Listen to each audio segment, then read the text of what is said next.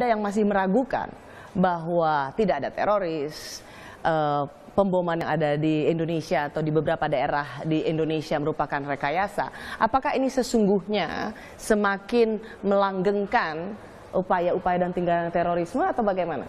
Kalau buat teroris itu adalah ruang, itu adalah angin, itu adalah kesempatan buat mereka dan menggembirakan mereka. Karena apa? Setiap nanti ada komentar terus itu misalkan, oh ini karena kedoliman polisi sehingga ada teroris seperti ini. Itu teroris kipas-kipas begini. Karena berarti dibantu oleh media atau oleh komentator itu. Tapi kalau buat saya pribadi yang ingin deradikalisasi, ingin teror ini berhenti, ingin mencegah teror, ingin menanggulangi teror, saya kecewa. Ketika masyarakat itu tidak tahu faktanya tentang terorisme atau teroris, itu sulit sekali kami ajak bersama-sama atau kita ajak bersama-sama untuk deradikalisasi. Wong faktanya saja nggak tahu, apalagi bagaimana bisa diajak untuk menanggulangi dan mencegah terorisme. Anda juga termasuk kecewa nggak kalau ada pernyataan elit politik yang mengatakan tidak ada radikalisme di Indonesia? Kecewa. Karena apa? Menanggulangi dan mencegah terorisme itu harus semua lapisan masyarakat terlibat. Itu. Tidak hanya saya sebagai mantan teroris yang tobat, tidak. Tidak cukup banyak organisasi kemasyarakatan seperti Muhammadiyah sama NU, tidak cukup. Semuanya harus terlibat. Bisakah kita memiliki satu kesamaan identifikasi ketika seorang ini sudah memiliki paham radikalisme dan kemudian bisa memiliki potensi bergabung atau ikut dalam kelompok-kelompok teror? Adakah satu identifikasi universal yang bisa kita pegang sebagai identifikasi? Begini, untuk membedakan itu, kalau namanya teroris itu bisa berpenampilan secara zahir atau fisik itu ganti-ganti. Mungkin hari ini bisa bersinggot, besok jenggotnya dicukur. Atau mungkin hari ini pakaian ala muslim, besok pakaian ala non-muslim atau ala barat, bisa saja. Yang membedakan, yang signifikan adalah ketidaksukaan mereka terhadap penguasa atau pemerintah yang tidak memberlakukan syariat Islam secara menyeluruh. Jadi ada paham universal seperti itu? Iya. Yang secara general, secara umum? Secara umum. Itu. Kemudian yang kedua yaitu pemikiran. Pemikirannya, pemahamannya adalah tentang jihad dalam arti perang. Itu yang tidak bisa disembunyikan dari ciri yang signifikan pada teroris. Pengalaman Anda dan tentu Anda juga cukup mengikuti apa yang terjadi belakangan ini, begitu. Sebenarnya berapa lama sih yang dibutuhkan oleh remaja atau usia-usia muda lainnya untuk menerima paham ini dan kemudian tergerak bergabung dengan kelompok teror? Jadi tidak lama. Tidak lama? Tidak lama. Kalau seperti saya ini memahamkan orang itu cukup hanya 2 jam saja.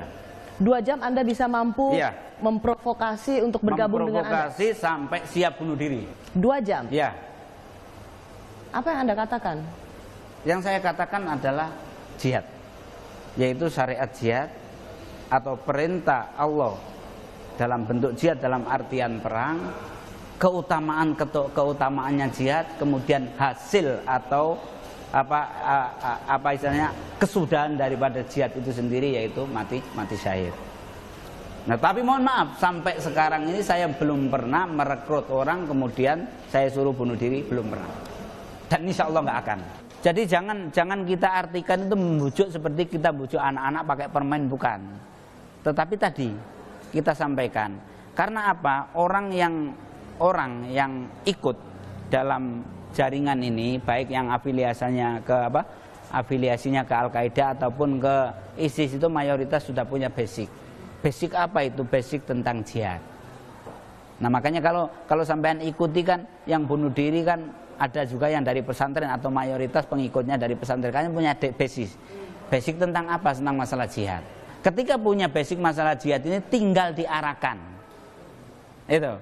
Jadi basic secara jihad yang dari Al-Qur'an sama Sunnah itu tinggal dipoles, dibelokkan. Contohnya, jihad itu sebetulnya di medan perang.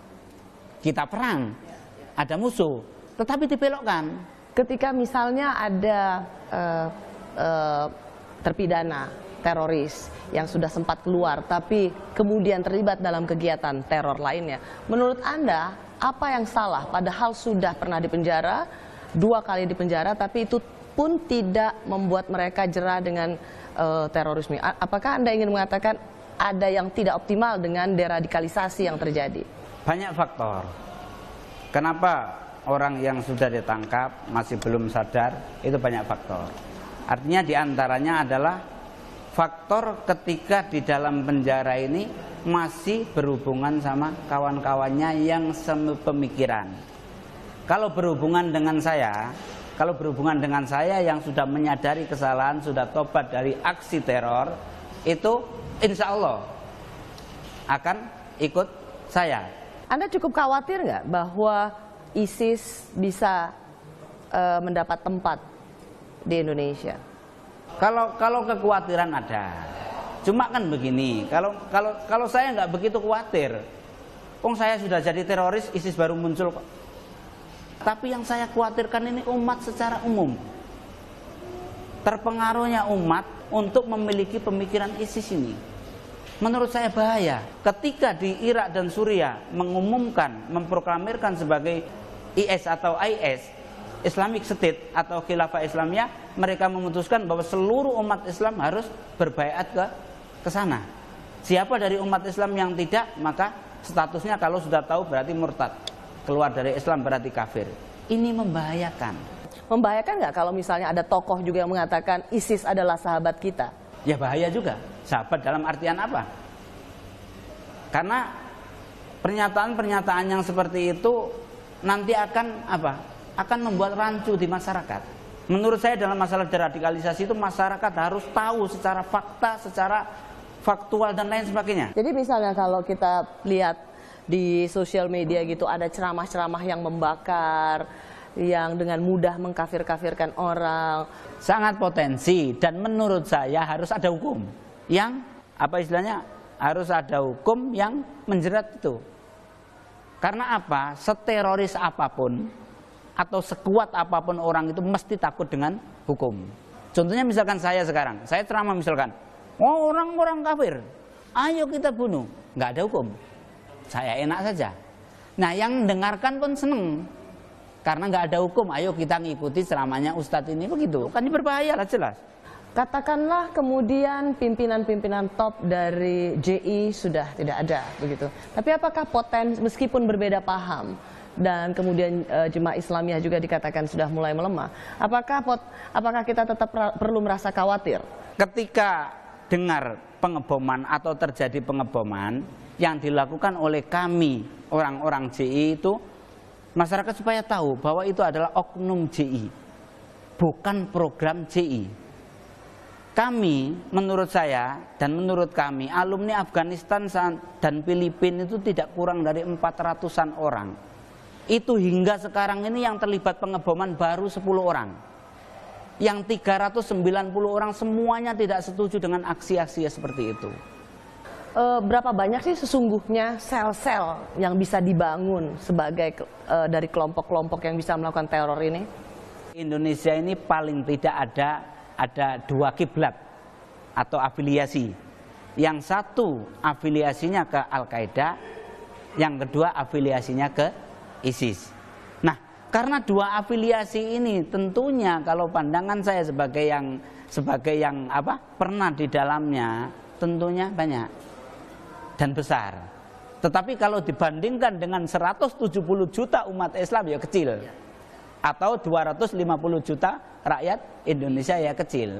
Tetapi jangan sampai kita pernah meremehkan. Artinya bahwa seperti sekarang ini deradikalisasi yang kami lakukan, orang yang tidak tahu peta terorisme di Indonesia mesti akan mencibir.